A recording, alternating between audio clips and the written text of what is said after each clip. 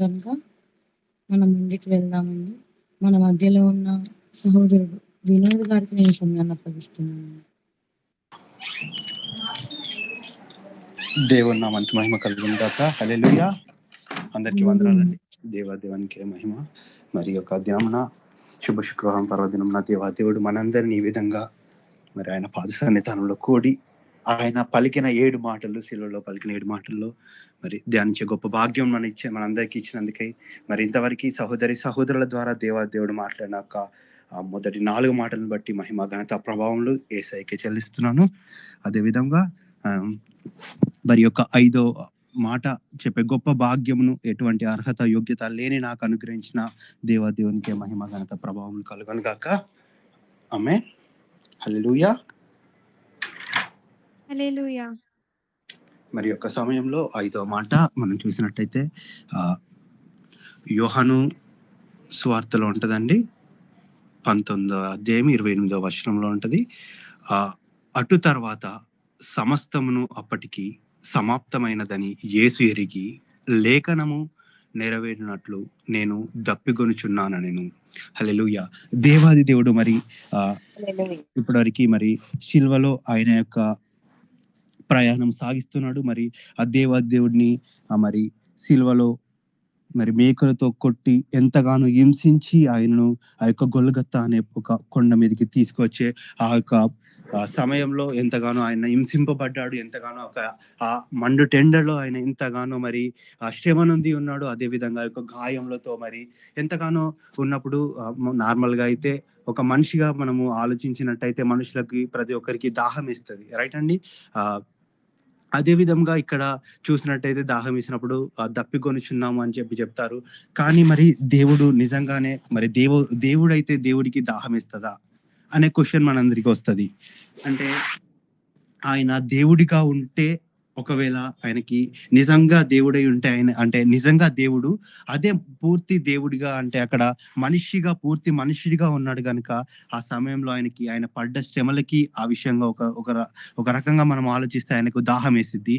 అదే విధంగా మనం ఇక్కడ బైబిల్ ప్రకారంగా మనము పరిశుద్ధాత్మని ద్వారా మనము ధ్యానించినప్పుడు మనం ఒకసారి మనము దేవుణ్ణి మనం అడిగితే మనకు దేవుడు తెలియపరుస్తున్న మాట మంచిగా చదివితే ఇక్కడ ఉంటది. అప్పుడు మొదటిగానే రాసింది, యేసు సమాప్తమైనదని యేసు ఎరిగి లేఖనము నెరవేరినట్లుగాని అని చెప్పి రాయబడి ఉన్నది. అంటే దేవాదేవుడు ఎందుకు వచ్చాడు మొదటిగా అంటే లేఖనంలో ఆయన ప్రతి లేఖనమును ఆయన నెరవేర్చుడికే వచ్చాడని పరిశుద్ధ గ్రంథము సెలవిస్తుంది. అదే విధముగా ఆయన యొక్క పలికిన ఈ మాట కూడా ఏంటంటే లేఖనము నెరవేరునట్లుగా ఆయన ఈ మాటను పలికాడు. ఆ మాట పలకడంలో మరి ఇంకా మనం ఒకసారి లోతుగా ఆలోచించినట్టయితే ఆయన పలికింది ఈ యొక్క అంటే ఒక మనుషులుగా మనం చూసినట్టయితే ఆయన పలికిన మాట ఆయనకి దాహం ఇస్తుంది అని చెప్పి మనం అనుకోవచ్చు. కానీ ఒకసారి మరి దేవుడిగా పలికితే ఆ మాట ఏంటి, ఆయన మనం అంతకుముందుగా మనం శిలువలోకి ఆయన రాగం మునుపు మనం చూసిన మాటలు చూస్తే దేవుడు మరి తండ్రి అయి ఉన్న దేవుడిగా ఉన్నప్పుడు అప్పుడు ఆయన మోషే మరి 6 లక్షల కాల్బలగాన్ని నడిపించినప్పుడు అక్కడ ఆ పరిస్థితుల్లో ఆయన బండ నుండి నిలిచిన దేవుడు దాహం వేస్తుంది అనడము ఒక్కసారి మనం ఆలోచిస్తే అది తప్పకుండా క్వశ్చన్ మార్క్ మనకు రావాలి. ఆ జీవజలమై ఉన్న ఆయన దాహం వేస్తుంది అని ఎందుకన్నారు అక్కడ మనం ఒకసారి మనం ఆలోచించినట్టయితే దేవుడు పలికిన మాట అది నార్మల్ గా మనుషులకు వేసే దాహము కాదు అని చెప్పి మనకి దేవుడు తెలియపరుస్తున్నాడు.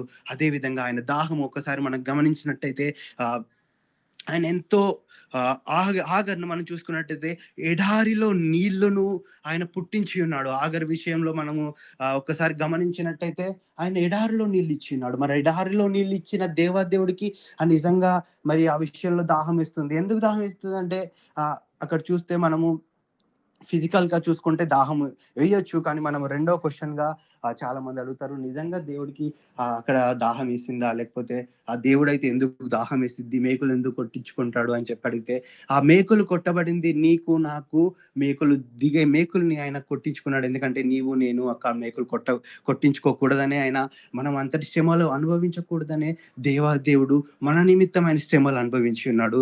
అదే విధంగా అక్కడ దాహము మనుషులకు వేసే దాహముగా కాదు, కానీ ఆయనకు ఆ దాహము, ఆ యొక్క దాహం ఏంటంటే నీవు నేను రక్షింపబడడమే. ఆ యొక్క దాహం ఏంటండి? ఆయనకి ఎందుకు దాహం వేసిందంటే అక్కడ మనము అంతకుముందు ఆయన చూసినట్టయితే సమరయ స్త్రీ విషయంలో కూడా ఆయన ఏమంటాడు? ఆమె చేదుకోవడానికి అక్కడికి వచ్చినప్పుడు మొదటిగా దాహం ఇమ్మని అడుగుతాడు దేవదేవుడు. ఆవిడ తర్వాత ఆ మాటలోకి వచ్చినాక అప్పుడు ఆయనే నేను నీకు జీవజలమునిస్తాను అని చెప్పి ఆ కన్వర్సేషన్‌లో దేవదేవుడు తెలియపరుస్తాడు. మరి అటువంటి దేవుడికి ఎందుకు దాహం వేసింది? అక్కడ మరి దేవుడి దాహము తీర్చబడిందా? లేకపోతే అప్పుడు సమరయ స్త్రీ జీవజలమును పొందుకున్నది. ఆ జీవజలం ఏంటి అనేది ఆయనే జీవజలపు ఊట. అదే దేవుని యొక్క వాక్యం అని చెప్పి ఆ దేవుడి యొక్క పరిశుద్ధ గ్రంథం తెలియపరుస్తుంది. మరి ఆ యొక్క వాక్యమే, మరి ఆ వాక్యము ద్వారానే ఆయన దాహంను తీర్చడానికి ఎవరికైనా శక్తి ఉందా అండి ఇక్కడ? ఆయన దాహం తీర్చాలంటే ఎలాగా? మనం ఎన్ని గ్లాసుల వాటర్ ఇవ్వాలి? లేకపోతే మనం ఎలాంటి మినరల్ వాటర్ ఇవ్వాలి? లేకపోతే ఎలాంటి ప్యూరిఫైడ్ వాటర్ అయినా ఇయ్యాలండి? ఆయనకు ఆ సమయంలో ఏమిచ్చారు వాళ్ళు? చేదు చిరకనిచ్చారు. రైట్. అంటే మనం అనుకుంటాం అక్కడ ఆ ప్లేస్‌లో నేనుంటే ఆయన దాహం అని అడిగి ఉంటే మనము ఏం చేసేవాళ్ళం అని ఒక్కసారి మనం క్వెషన్ చేసుకుంటే మనం ఏం చేసేవాళ్ళం అండి? మంచి ప్యూరిఫైడ్ వాటర్ తీసుకెళ్ళి ఇచ్చేవాళ్ళమా? ఆయన దాహం తీరేదా? ఎందుకంటే ఆయన ఉ ఒక ఎడారిలో నీటిని సృష్టించిన ఆయనే దాహం అని అడిగాడు. అసలు ఆ దాహం ఎందుకు అడిగాడు అని చెప్పి మనం మళ్ళీ ఒకసారి మనము ధ్యానించినట్టయితే దేవుడి దాహము, ఆ దాహం ఏంటంటే నీవు నేను రక్షింపబడమే. ఆయన ఎందు నిమిత్తం వచ్చాడండి? పరమును వీడి ఆయన నశించిపోచున్న వారిని వెతికి రక్షించుటకే వచ్చాడు. ఆయన దాహము నశించిపోచున్న వారిని వెతికి రక్షించడమే ఆయన యొక్క దాహము, ఆయన యొక్క కోరిక ఉన్నది. హల్లెలూయా! నమ్మిన వారందరూ ఒకసారి హల్లెలూయా చెప్పండి. ఆ దాహమును మనం ఎలా తీర్చగలం? ఆ దాహమును మనం తీర్చడానికి మనం ఏం చేయాలి? దేవుడి వాక్యం సెలవిస్తుంది ఏంటంటే మనం ఒకరికి ఆ వాక్యము అంటే జీవ జలము ద్వారా ఆయన యొక్క ఆ వాక్యం, ఆయన జీవజలం అనే వాక్యమును మనము తెలియపరచడం వలన, ఆ వాక్యమును మనము తెలియపరచడం వలన, వినిపించడం వలన, అంటే వినుట వలన విశ్వాసము కలుగును. అది క్రీస్తు మాట అయి ఉండాలని చెప్పి దేవుడు వాక్యం సెలవిస్తున్న రీతిగానే ఆ యొక్క జీవజలమును ఆ యొక్క జీవజలం పొందుకున్న మనము అటువంటి జీవజలం అందరికీ మనం పంచాలనే దేవుడు. అప్పుడు ఆ మాట వినుట వలన వారు విశ్వాసం ఉంటారు. విశ్వాసం ఉంచడం వలన ఆయనకు రాజ్యంలో చేర్చబడతారు. ఆయన యందు విశ్వాసం ఉంచడం వలన. మరి అప్పుడే ఆయన దాహము తీర్చబడుతుంది. ఆయన దాహము తీర్చబడాలంటే మనము చేయాల్సింది ఏంటంటే మొదటిగా ఆయన దాహం ఏంటంటే అందరినీ రక్షించడము. ఏంటంటే నశించిపోచున్న వారిని వెతికి రక్షించడమే. ఆ వెతికి రక్షించడంలో దేవుడు నిన్ను నన్ను ఏర్పాటు చేసుకున్నాడు. ఆయన దాహం తీర్చుకున్నట్టుకు మనల్ని కూడా దేవుడు మరి నిలబెట్టి ఆయన యొక్క దాహం తీర్చే పనిలో మనల్ని నిలబెట్టాడు గనక మనందరం ప్రతి ఒక్కరము ఆ దేవుని యొక్క మహాకృపను బట్టి ఇందాక లీనా గారు అడిగిన విధంగా అందరూ రక్షణ పొందుకున్నారు. దేవునికే మహిమ. మరి అందరం రక్షణ పొందుకున్న మనము మరి ఎంతో మందికి ఆ యొక్క దాహము దేవుడు మనకి జీవజలం ఇచ్చాడు.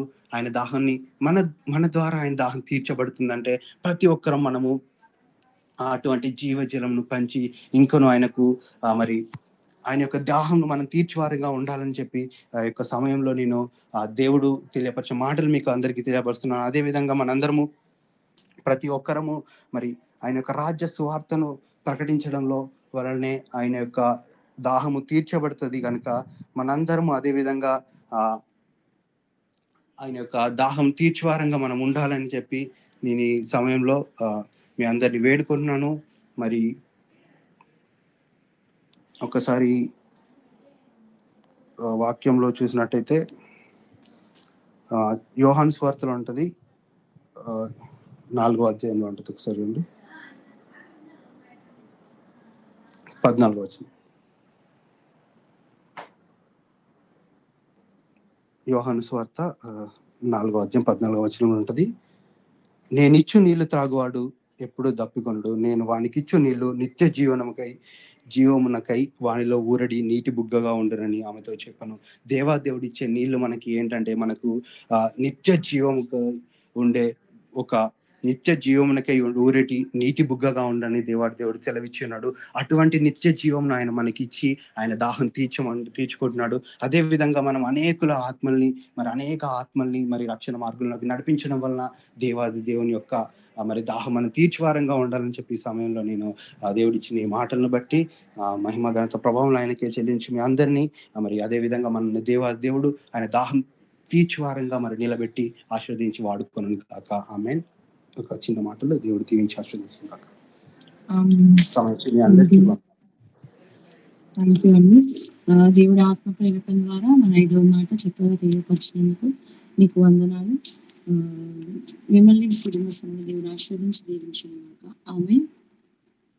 మరి మనం ఆరాధన సమయంలోకి వచ్చినాము కనుక మన మధ్యలో ఉన్న సహోదరి సిరి గారు మన ఆరాధన నడిపిస్తారు. సిరి గారు అవైలబుల్ ఉన్నారా అండి?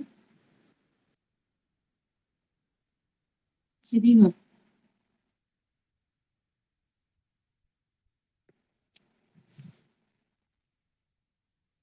ఓకే అండి, నేను సమయాన్ని తీసుకుంటాను. నెక్స్ట్ తనకి ఇస్తాను.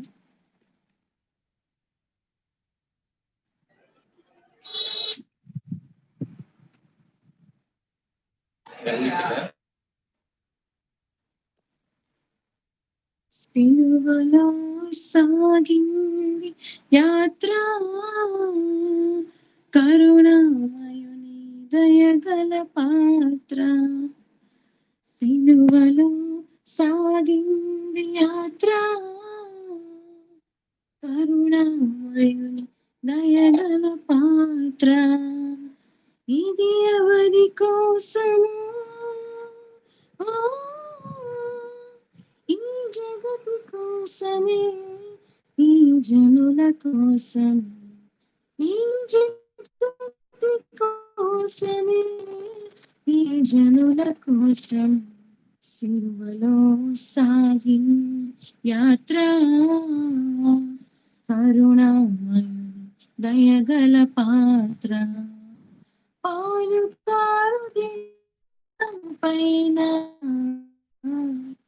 పాపాత్ముల కొరడాలెన్నో, పాలుగారు దేహము పైన పాపాత్ముల కొరడాలెన్నో.